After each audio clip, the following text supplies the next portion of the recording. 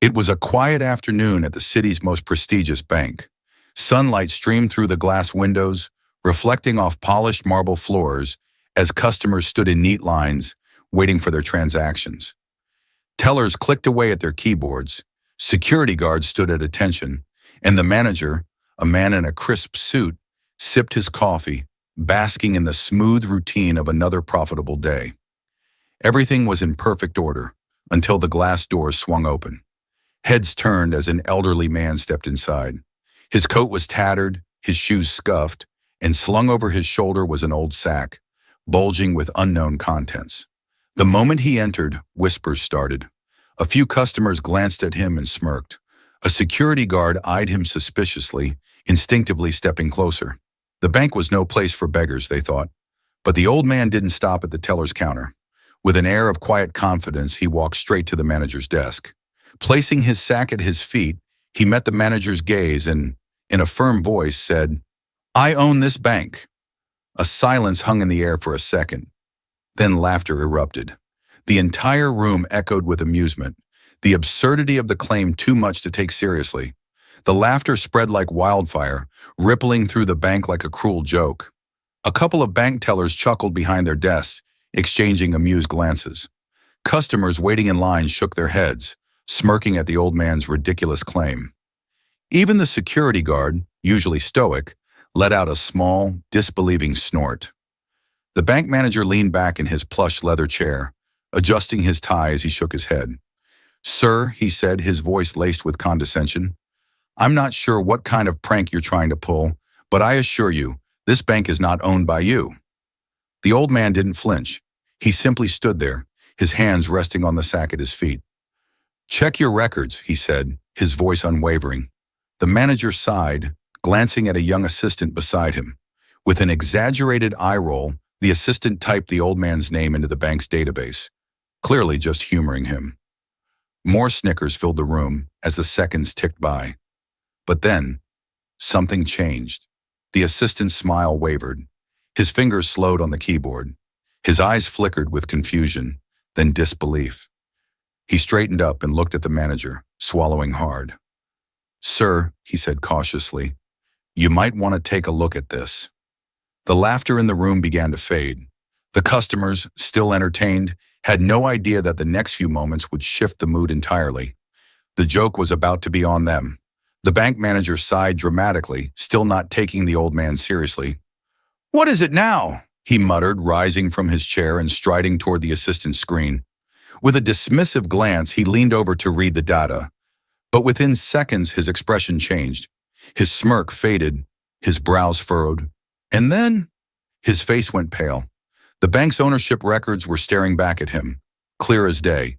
The name of the bank's original founder was listed, along with the rightful heir, the same name as the old man standing before him.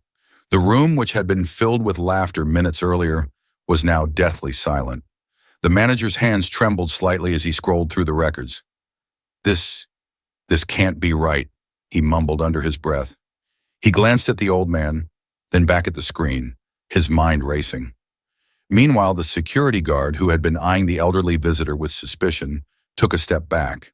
The tellers, who had been giggling moments ago, exchanged nervous glances. Even the customers could sense the sudden shift in the air. The old man, still calm, tilted his head.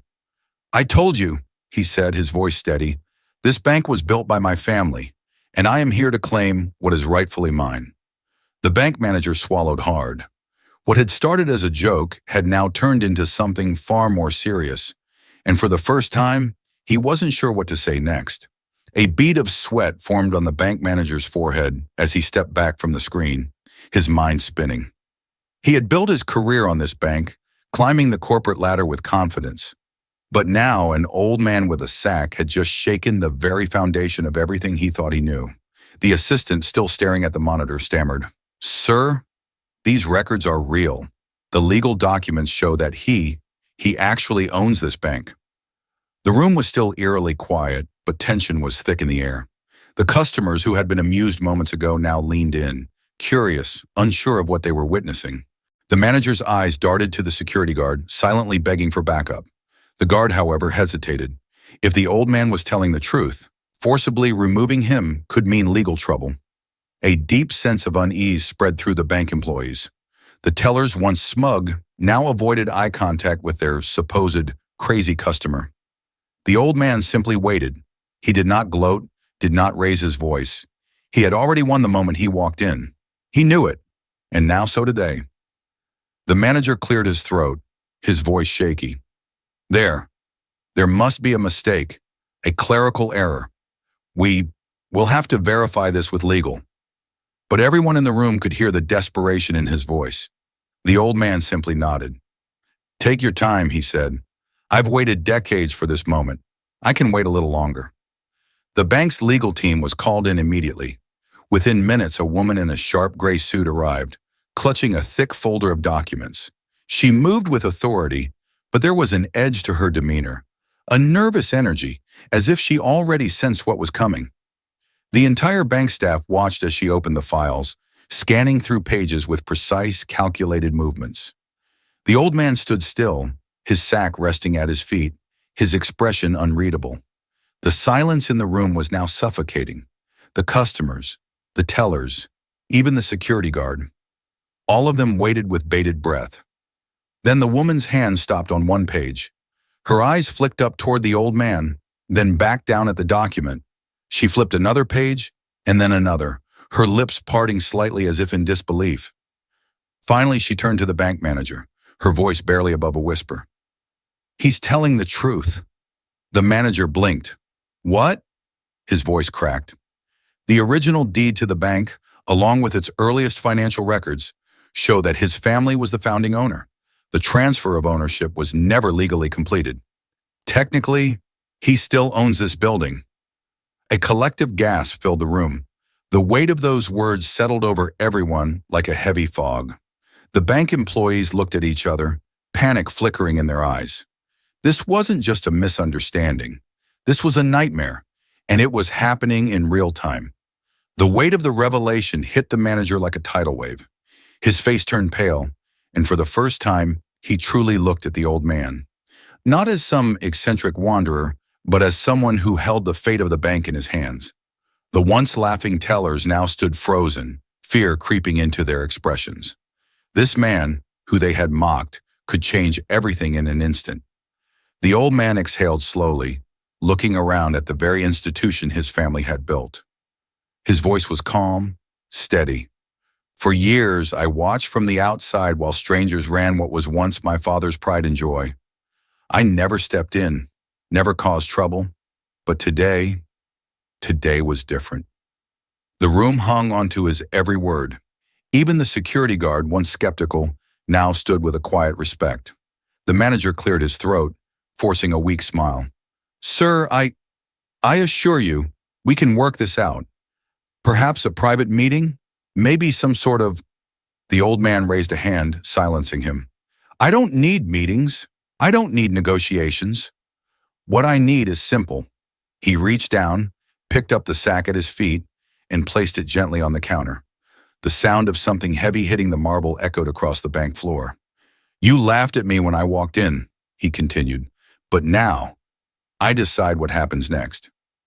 And just like that, the entire power dynamic had shifted. A heavy silence filled the bank as every eye remained locked on the old man. The sack he had placed on the counter seemed to hold the weight of history itself. The bank manager swallowed hard, his hands trembling slightly as he adjusted his tie. The once confident tellers stood motionless, their faces drained of color. No one dared to speak. Then with a slow, deliberate motion, the old man untied the sack. The soft clink of metal and rustling of aged paper filled the air. Stacks of old banknotes, coins from another era, and original family documents lay inside. "This," the old man said, tapping the papers gently, "is proof of everything, proof of the legacy you all dismissed so easily." The bank's legal advisor wiped her brow, clearly overwhelmed. "Sir, what do you want to do?" she asked, her voice nearly a whisper. For the first time, a small smile touched the old man's lips. He looked around at the people who had laughed at him, who had judged him without knowing his story. Then he took a deep breath. "I could take it all back," he said, his voice even. "But I won't." Gasps rippled through the room. Instead, he continued, I want one thing, respect, not just for me, but for every person who walks through these doors.